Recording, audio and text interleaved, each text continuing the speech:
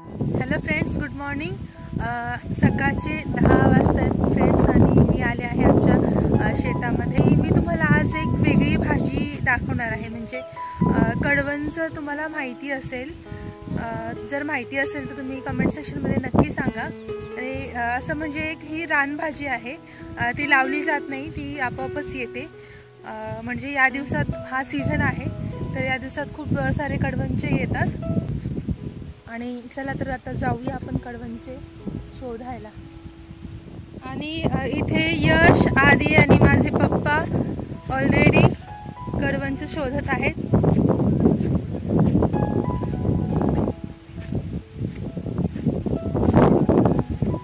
हे आहेत कडवनचे वेल. आणि हे का काढलेत? वेलच काढून टाकले उपटून. अच्छा, हे कोळपायचे त्याच्यासाठी हे वेल काढून टाकले. आणि हे आहेत कडवनचे. हे पहा फ्रेंड्स. आधी तू कुठे ठेवलेत? टोपीमध्ये. हे पहा फ्रेंड्स, हे याला कडवनचे म्हणतात. खूपच कोवळे आहेत आणि ह्याची भाजी खूपच छान बनेल.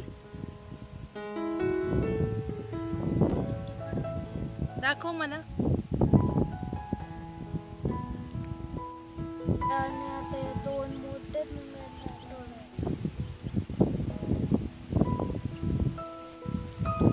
तर आता सगळ्या या बच्चे पार्टीला कामाला लावलेलं आहे इथे. हे काढले तरी खूप सारे आमचे पलीकडच्या शेतामध्ये देखील खूप सारे कडवनचे वेल आहेत.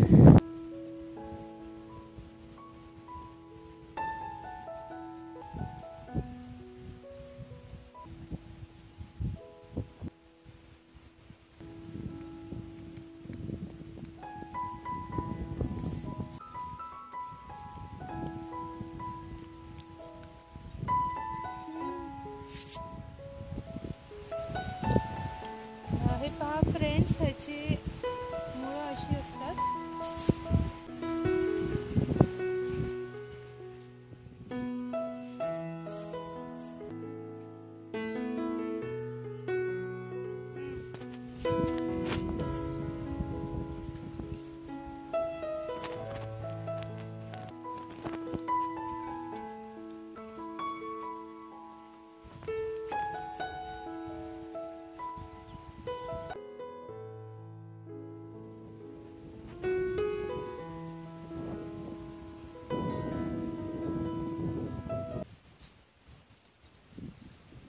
याच्यात जवळजवळ 3 ते 4 भाज्या होतील.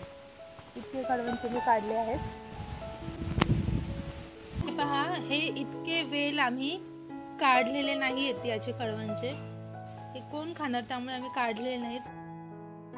आता मी तुम्हाला कशी भाजी करायची हे मी जस्ट सांगते, कारण की गॅसवरती भाजी बनवणार आहोत आम्ही. चुलीवरती केली असती तर मी तुम्हाला नक्कीच शेअर केली असती. पण ही भाजी अगदी सोपी आहे. म्हणजे हे थोडेसे ह्याचे देठ काढून घ्यायचे आणि चण्याची डाळ थोडीशी भिजत घालायची 10 मिनिट. आणि तेल टाकून त्याच्यात थोडासा लसूण आणि हे कडवनचे टाकायचे आणि डाळ टाकायची आणि थोडंसं तिखट मीठ, बस झालं. थोडासा पाण्याचा शिंतोडा द्यायचा आणि झाकून ठेवायचं. 1-5 मिनिटांमध्ये ही भाजी रेडी होते. आणि लक्षात ठेवा की चण्याची डाळ याच्यासाठी भिजवून ठेवणे खूप आवश्यक आहे, कारण की नाहीतर मग ती चण्याची डाळ असते ती शिजत नाही लवकर. तर त्यासाठी तुम्ही आधी भिजवलेली असेल तर ती पटकन शिजते.